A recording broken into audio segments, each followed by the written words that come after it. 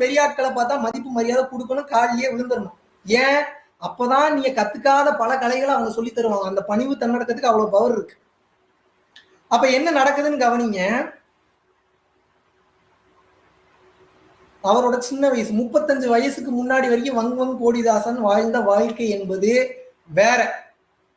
35 வயசுக்கு மேல கம்ப்ளீட்டா ஞானத்துக்குள்ள வந்துட்டாரு, உயர்ந்த நிலைக்கு வந்துட்டாரு, அது வேற மேட்டர். ஆனா எந்த வாழ்க்கையை அவரை மாற்றியது, எந்த சம்பவம் அவரை மாற்றியது நம்ம தெரிஞ்சுக்கணும்ல. யார் தெரியுமா அவரோட வாழ்க்கையில குரு? யாரா இருக்க வாய்ப்பு இருக்கு அவரோட வாழ்க்கையில? சொல்லுங்க பாப்போம். உங்களோட இதை ஜஸ்ட் கெஸ் பண்ணுங்க. அவர் வாழ்க்கையில ஒருவர் குருவாக இருந்தார். அவர் யார்? சும்மா ஜட்ஜ் பண்ணுங்க பாப்போம். இறைவன், அவர் மனைவி, காமன் மேன், ஈசன், சன்னு, ஆத்மா, சில்ட்ரன்ஸ், கஷ்டங்கள், Agathiyar. Super super. Okay okay okay, போதும். நன்றி நன்றி, நல்ல ட்ரை. இப்ப நானே சொல்லிடுறேன்.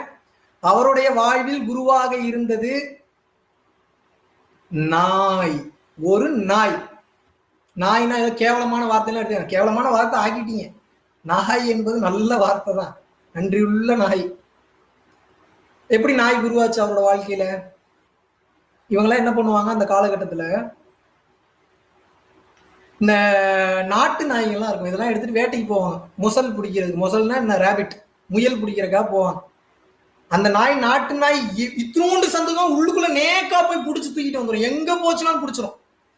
அப்ப இந்த கோடிதாசன் ஐயா என்ன பண்றாரு, கூட இருந்த 2-3 பேரோட போறாரு.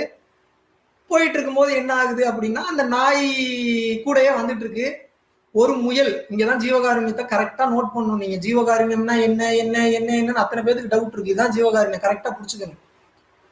அப்ப அங்க போறாரு. போனோடனே ஒரு முயல் டங்குன்னு ஜம்ப் பண்ணி குதிச்சு குடுக்குன்னு ஓடுது. போய் ஒரு குழிக்குள்ள போய் ஒளிஞ்சிருச்சு. இவங்க போய் என்னென்னமோ ட்ரை பண்ணி பாக்குறாங்க, எடுக்க முடியல. டக்குன்னு இந்த நாய் முயலை மட்டும் பார்த்துச்சுன்னா விடவே விடாது, எப்படியும் தூக்கிடும். அப்ப இந்த நாய் என்ன பண்ணுது? அந்த நாய் என்ன பண்ணுதுன்னா,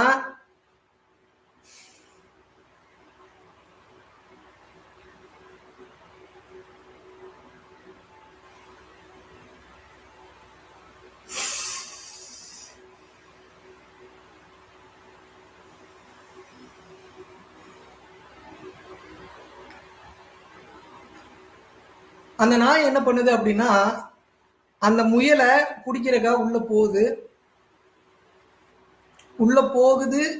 முயல் கிட்ட போகுது, முயல் பக்கத்துல போகுது.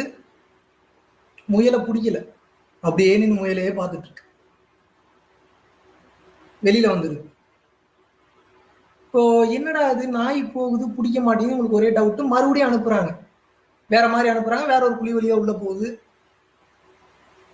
முயலை பாக்குது. எல்லா முயலையும் பிடிக்கிற அந்த நாய் அந்த முயலை மட்டும் பிடிக்க மாட்டேங்குது. அப்ப என்ன ஆகுது?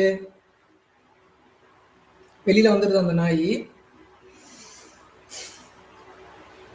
கோடிதாசன் ஐயா கூட போன ஒருத்தர் டக்குன்னு கையில வந்து ஒரு கிளவுஸ் ஒன்று மாட்டிட்டு உள்ளுக்குள்ள கை விட்டு படார முயலை அப்படி தூக்குறாரு. தூக்குன உடனே கையில இருக்கக்கூடிய ஒரு கத்தியை வச்சு அப்படியே அறுக்கிறாரு. அந்த கழுத்தை அறுக்கிறாரு. அறுக்கும் போது அந்த குடல் வெளியில வருது. குடல் வெளியில வரும்போதுதான் தெரியுது, அந்த முயலுக்கு நிறைமாத கர்ப்பிணியாக இருந்து ஒரு குழந்தை அவனோட வயிற்றுக்குள்ள இருந்தது. அதனாலதான் அந்த நாய் அதை அவ்வளவு கரெக்டா சென்ஸ் பண்ணி பக்கத்துல போனோடனே இது நிறைமாத கர்ப்பிணியா இருக்கே, நம்ம இதை கடிச்சு தூக்கணும்னா இதோட உயிர் போயிருமே அப்படின்னு நினைச்ச உடனே அந்த நாய் அதை தூக்கல. புரிஞ்சுக்கணும், நல்லா புரிஞ்சுக்கணும். தூக்கலாது. ஆனா இவனுங்க என்ன பண்றாங்க, கையில எடுத்தோடனே அறுத்தோடனே உள்ளுக்குள்ள ஒரு உயிர் இருக்குன்றது தெரியுது. கோடிதாசன் ஐயாக்கு அப்படியே முகமே மாறுது. ஒரு நாய்க்கு இருக்கு புத்தி, ஒரு நாய்க்கு இருக்கு. ஒரு உயிரை கொல்லக்கூடாது, அது நிறைமாத கர்ப்பிணியா இருக்கு, அதுக்கும் உயிர் இருக்கேன்னு சொல்லி ஒரு நாய்க்கு இருக்கிற புத்தி நமக்கு இல்லையேன்னு சொல்லி அன்னைக்கு விட்டவர் தான்.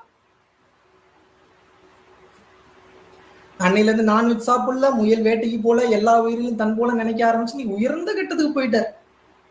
இப்ப குருநாதரை பத்தி பேசிட்டு இருந்தாங்கல்ல, குரு என்பவர் எப்படி இருக்கணும், ஏது இருக்கணும். உங்க வாழ்க்கையில குரு என்பவர் எப்படி வேணாலும் இருக்கலாம்.